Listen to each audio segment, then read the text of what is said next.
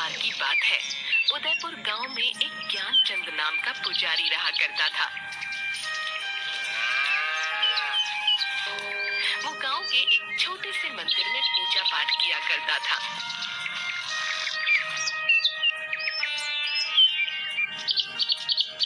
लेकिन ज्ञानचंद एक कपटी और लालची इंसान था। एक दिन गांव का सबसे धनी बनिया कुछ सोने की मोहरें और चांदी के सिक्के लेकर मंदिर आता है और ज्ञानचंद पुजारी से बोला, ये लीजिए पुजारी जी, आज भगवान के चरणों में देने के लिए कुछ दान लाया हूँ। अरे हाँ हाँ, क्यों नहीं। भगवान के चरणों में जो भी तुम सच्ची भावना से चढ़ाओगे उसका तुम्हें दुगना ही मिलेगा। हाँ। जिसके बाद वो धनी बनिया सोने की कुछ मोहरें और चांदी के कुछ सिक्के मंदिर की दान पेटी में डाल देता है। ये देखकर ज्ञानचंद पुजारी की आंखों में लालच आ जाता है। अरे बाबा, इतना सारा धन अगर ये मुझे मिल जाए तो मेरे तो मजे ही आ जाएंगे। हाँ बाबा, पूरी जिंदगी इस मंदिर का पुजारी बनकर नहीं गुजारनी पड़ेगी। हाँ।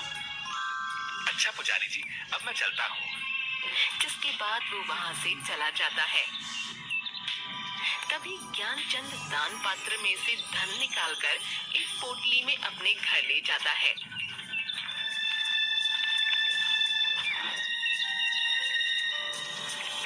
तभी उसकी पत्नी, अरे आज आप इतनी जल्दी मंदिर से आ गए, ये आप क्या लाए हैं जी? अरे अरे भाग्यवान, ये देखो, आज मैं अपने लिए कितना सारा सोना चांदी लेकर आया हूँ। अब देखना भाग्यवान, हम मौत से अपना जीवन गुजारेंगे। हाँ देखो देखो, तुम ही देखो कितना सारा धन है।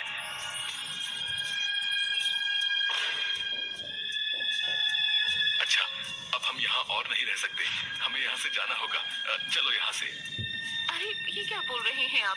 आखिर हम जाएंगे कहाँ? मेरी तो कुछ समझ नहीं आ रहा। जरूर आप मुझसे कुछ छुपा रहे हैं। ये धन कहाँ से लाए हैं आप? मुझे कुछ भी ठीक नहीं लग रहा। अरे भाग्यवान, जितना कहता हूँ बस उतना करो। चलो यहाँ से।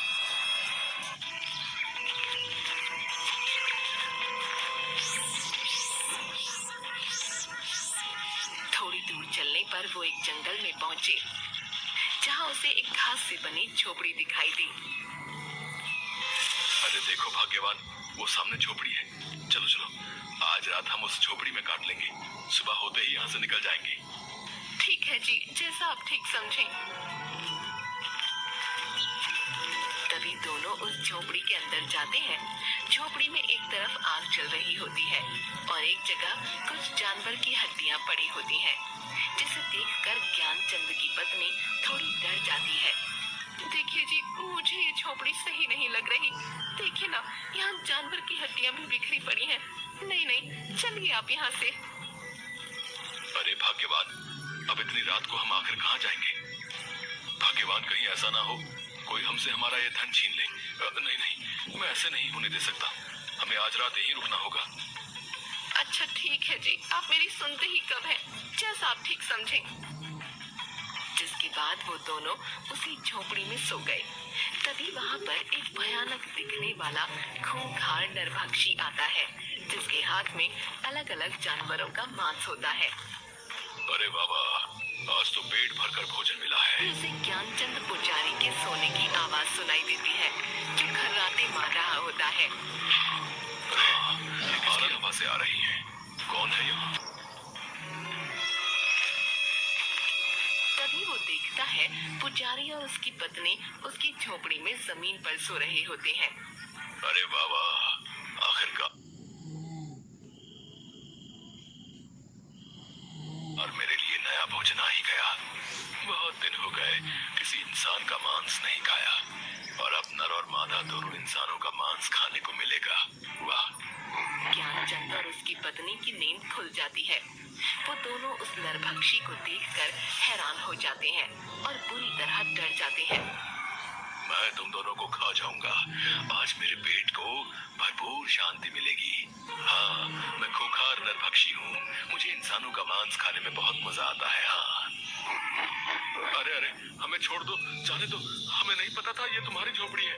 हमें रुकने के लिए शरण चाहिए थी, इसलिए इस झोपड़ी में आ गए। छोड़ दो, हमें जाने दो। मैं एक मंदिर का पुजारी हूँ और पूर्ण रूप से शाकाहारी हूँ। कभी मांस को हाथ नहीं लगाया है। ऐसे में तुम्हें हमें खाने में बिल्कुल भी मजा नहीं आएगा। छोड़ दो, हमें जाने दो। क्या कहा? तुम शाकाहारी हो? तुम दोनों को खाकर मुझे न स्वाद आएगा और न मजा, इसलिए मैं तुम दोनों को नहीं खाऊंगा।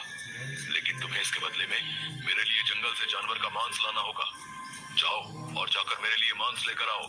मेरी भूख को शांत करो, जाओ, वरना मैं तुम्हें ही खा जाऊंगा। हाँ हाँ, क्यों नहीं, हम दोनों अभी जंगल जाते हैं और तुम्हारे लिए किसी जानवर का मांस लेकर आते हैं। नहीं, तुम दोनों नहीं जाओगे, सिर्फ तुम जाओगे। अगर तुम वापस मेरे लिए मांस लेकर नहीं आए तो तुम्हारी ये पत्नी मेरे पास यहीं मेरी झोपड़ी में रहेगी। अगर तुम जल्दी से मेरे लिए जानवर का मांस नहीं लेकर आए तो मैं तुम्हारी पत्नी को खा जाऊंगा, समझे? अब जाओ यहाँ से। राक्षस महाराज, ये आप क्या बोल रहे हैं? नहीं नहीं, आप मेरी पत्नी को नहीं खाइएगा। मैं अभी आपके लिए किसी जानवर का मांस लेकर आता हूँ। मैंने तो पहले ही कहा था कि झोपड़ी मुझे सही नहीं लग रही, लेकिन आपके धन पाने की लालच में हमें इतनी बड़ी मुसीबत में डाल दिया। अब इस नरभक्षी के लिए किसी जानवर का मांस लेकर जल्दी आइएगा, वरना ये नरभक्षी मुझे खा जाएगा। नहीं नहीं भाग्यवान, तुम चिंता मत करो, मैं जानवर का मांस लेकर जल्दी ही वापस आ जाऊंगा। जिसके बाद वो जंगल जाता है।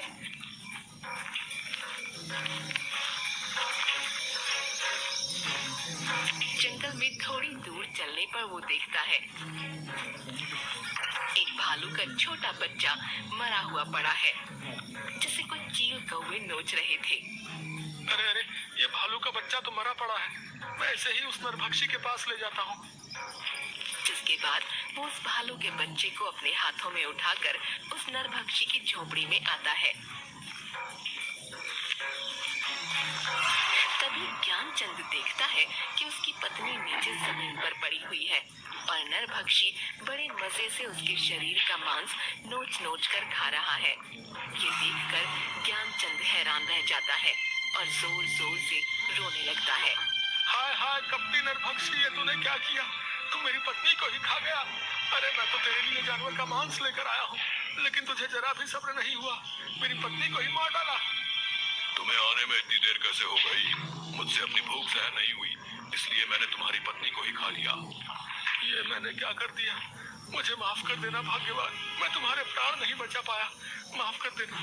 न मैं मंदिर से धन चुराता और न हम यहाँ इस जंगल में आते, मेरे लालच ने मुझसे ये क्या करवा दिया। हाँ, आज के लिए इतना भोजन ठीक है, चलो अब थोड़ा विश्राम कर लेता हूँ। हाँ।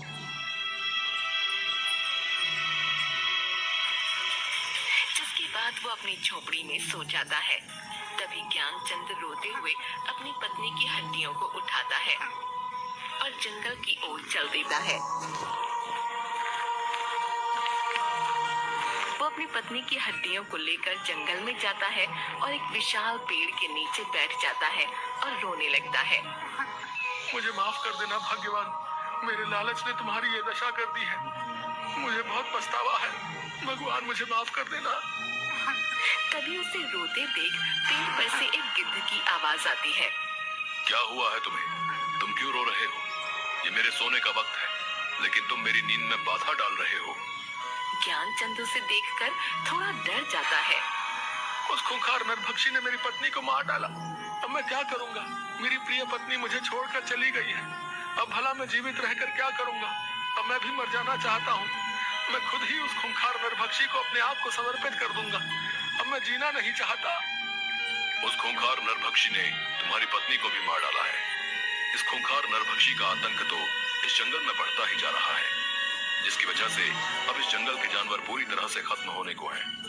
वो एक खूंखार नरभक्षी है, लेकिन मैं इसमें तुम्हारी सहायता कर सकता हूँ। तुम्हारी पत्नी फिर से जीवित हो जाएगी। ज्ञानचंद ये सुनकर थोड़ा खुश हो जाता है। क्या सच में तुम सच बोल रहे हो? क्या मेरी पत्नी फिर से जीवित हो सकती है? तुम कौन हो? आखिर मेरी पत्नी कैसे जीवित हो सकती है, बताओ मुझे। मेरा नाम गरुड़राज है, मेरे पास दैविक शक्तियां हैं, इसलिए वो खूंखार नरभक्षी मुझे कुछ नहीं कर सकता। तुम्हारी पत्नी का जीवित होने का सिर्फ एक ही रास्ता है, जिस पर चलकर ही तुम अपनी पत्नी को जीवित कर पाओगे, लेकिन वो रास्ता बहुत कठिन होगा। गरुड़राज, आखिर क्या है वो कठिन रास्ता? मुझे बताओ, मैं अपनी पत्नी को फिर से जीवित करने के लिए किसी भी कठिन रास्ते पर जाऊंगा। इस जंगल के उस पार एक गुफा है, जिसमें एक बहुत ही महान तपस्वी देवराज रहा करते हैं। तुम्हें उनसे मिलना होगा, वही तुम्हारी पत्नी को फिर से जीवित करने की राह दिखाएगा। लेकिन देवराज तपस्वी किसी भी इंसान को अपनी गुफा में इतनी आसानी से आने नहीं देता। तुम्हें उससे मिलने के लिए कई चुनौतियों का सामना करना पड़ेगा। गरुड़ राज में जरूर उस गुफा में उस महान तपस्वी के पास जाऊंगा, चाहे फिर मुझे कितनी ही मुश्किलों का सामना क्यों ना करना पड़े। तभी गरुड़ राज उसे अपना एक पंख देता है। ये लो मेरा ये जादुई पंख ले जाओ। जब तुम उस गुफा में मुश्किल में आओगे, तब ये मेरा जादुई पंख तुम्हारी सहायता करेगा। ज्ञानचंद वो पंख लेकर जंगल के पार वाली गुफा में जाता है।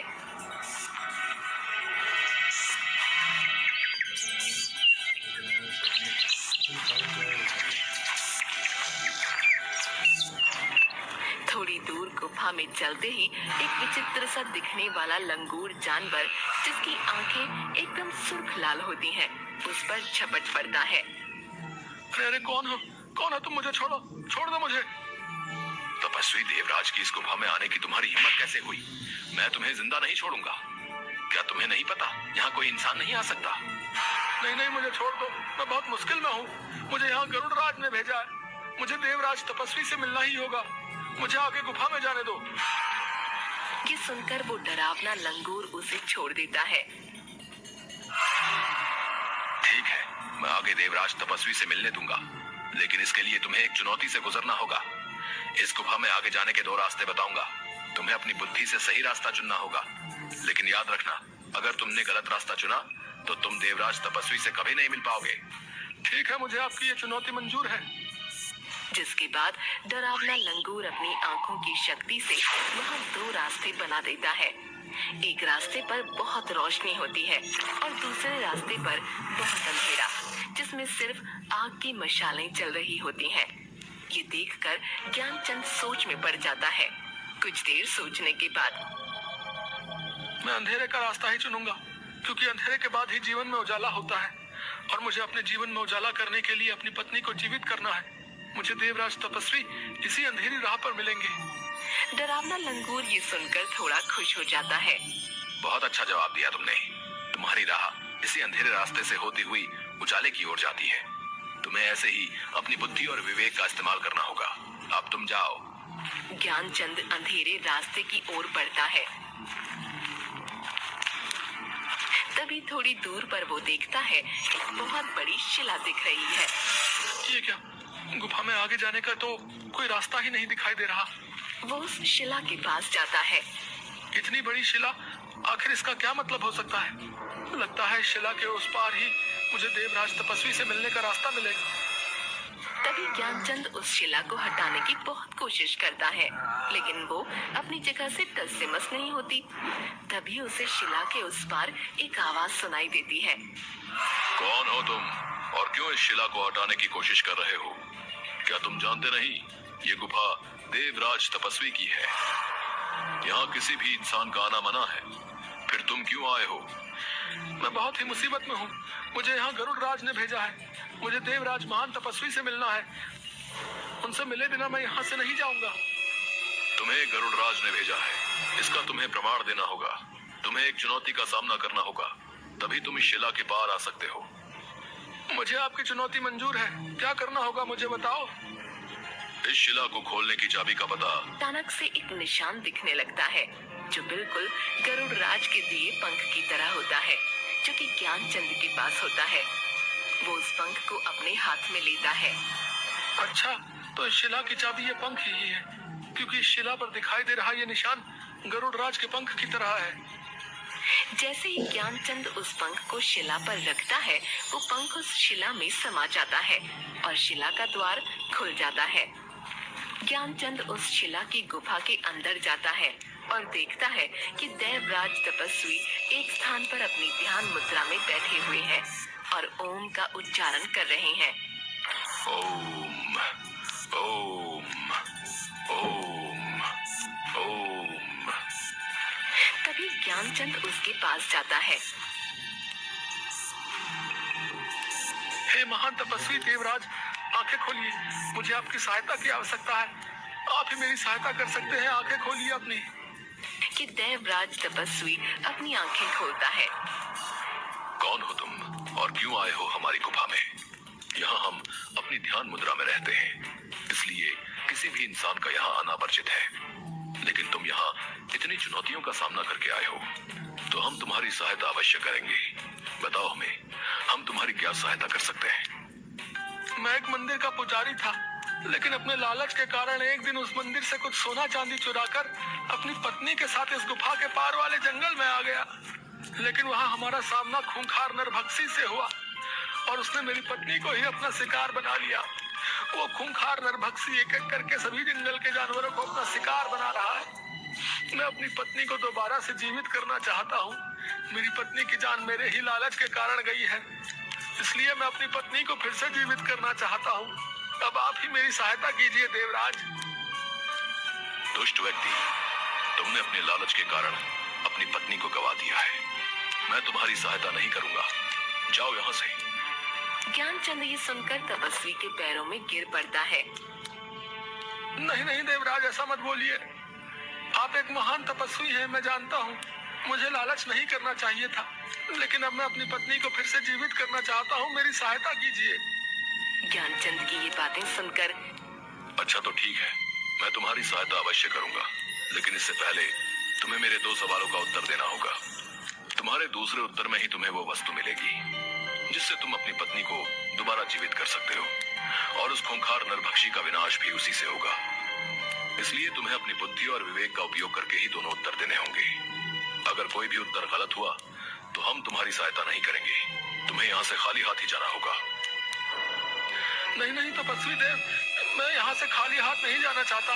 मैं आपके दोनों सवालों का सही उत्तर देने की जरूर कोशिश करूंगा। तो बताओ, तुम्हारा पहला प्रश्न है, इस संसार में मनुष्य के जीवन में भाग्य बड़ा है या बुद्धि? ज्ञानचंद ये सुनकर थोड़ा सोच में पड़ जाता है। आपके इस प्रश्न का उत्तर बुद्धि है देवराज तपस्वी, क्योंकि मनुष्य के जीवन में बुद्धि ही वो मार्ग है जिस पर चलकर भाग्य को बदला जा सकता है। भाग्य कभी भी बुद्धि को नहीं बदल सकता है, लेकिन बुद्धि में वो गुण होते हैं कि वो भाग्य को बना और बिगाड़ सके। इसलिए भाग्य और बुद्धि में बुद्धि ही बड़ी है। बहुत ही उत्तम, तुमने बिल्कुल सही उत्तर दिया है। मनुष्य अपनी बुद्धि से ही कुछ भी हासिल कर सकता है। भाग्य का मार्ग बुद्धि के मार्ग के आगे छोटा होता है। अब तुम्हें अपने दूसरे प्रश्न का उत्तर देना होगा। यह प्रश्न तुम्हारे लिए बहुत महत्वपूर्ण है और कठिन भी। अगर तुमने इसका सही उत्तर नहीं दिया तो तुम्हें यहाँ से खाली हाथ ही लौटना होगा। तो बताओ, इस संसार में मनुष्य के जीवन में भूख, प्यास, नींद और आशा, इन चारों में से सर्वश्रेष्ठ क्या है? ज्ञानचंद सोच में पड़ जाता है। आपके दूसरे प्रश्न का उत्तर आशा है देवराज, क्योंकि आशा अर्थात उम्मीद पर ही ये संसार टिका हुआ है। क्योंकि मनुष्य के जीवन में एक आशा ही होती है जो मनुष्य के जीवन में कठिन से कठिन कार्य को भी करने की ताकत देती है। मनुष्य जीवन में आशा घने अंधेरे में उस रोशनी की किरण की तरह है जो मनुष्य को घनघोर कष्ट में भी जीने की प्रेरणा देती है। वाह, बहुत ही उत्तम उत्तर। तुम्हारा ये उत्तर भी बिल्कुल सही है। मैं तुमसे बहुत खुश हुआ। तुम्हारी बुद्धि ने मुझे प्रभावित किया, इसलिए मैं तुम्हारी सहायता अवश्य करूंगा। तभी तपस्वी उसे एक जल से भरा अपना लोटा देते हैं। ये लो, ये अमृत ही तुम्हारी सहायता करेगा। इसे उस नरभक्षी की आंखों में डाल देना और इसकी कुछ बूंदें अपनी पत्नी की हड्डियों पर डाल देना, जिससे तुम्हारी पत्नी जीवित हो जाएगी। ज्ञानचंद वो अमृत अपने हाथों में ले लेता है। आपका बहुत बहुत धन्यवाद तपस्वी देवराज। अब मैं इस अमृत से अपनी पत्नी को दोबारा जीवित कर पाऊंगा और उस नरभक्षी का अंत भी। जाओ, तुम्हारा कल्याण होगा।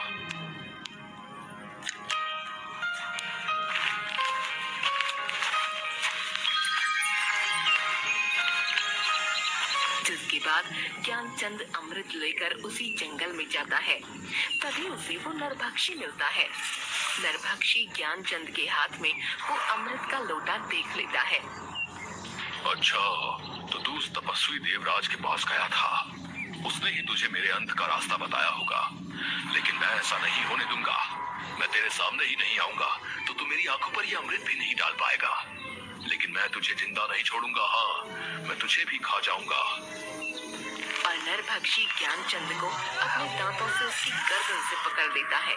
तभी वहाँ गरुड़ राज पेड़ से खूंखार नरभक्षी के ऊपर छलांग मारता है और नरभक्षी ज्ञानचंद की गर्दन को छोड़ देता है।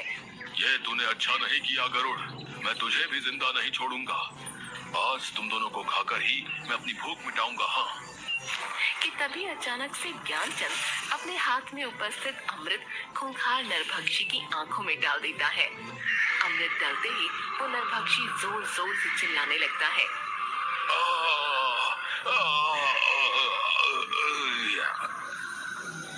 और देखते ही देखते जलकर भस्म हो जाता है। जिसके बाद ज्ञानचंद और गरुड़ की आंखों में थोड़ी खुशी दिखाई देती है। नरभक्षी का तुमने अंत कर दिया है। वाकई तुम बहुत बहादुर निकले। अब जाओ और अपनी पत्नी की हड्डियों पर इस अमृत की बूंदें डाल दो। जिसके बाद ज्ञानचंद अपनी पत्नी की हड्डियों पर उस अमृत को डाल देता है। जिसके बाद उसकी पत्नी दोबारा जीवित हो जाती है, जिसे देखकर ज्ञानचंद खुश हो जाता है। आखिर तुम फिर से जीवित हो ही गई भाग्यवान। तुम मेरे पास दोबारा लौट आई हो। मेरे लिए इससे बढ़कर और कुछ भी नहीं। लेकिन ये सब कैसे हुआ जी? मुझे तो उस खूंखार नरभक्षी ने मार डाला था, फिर ये सब कैसे हुआ? जिसके बाद ज्ञानचंद अपनी पत्नी को सारी बात बताता है।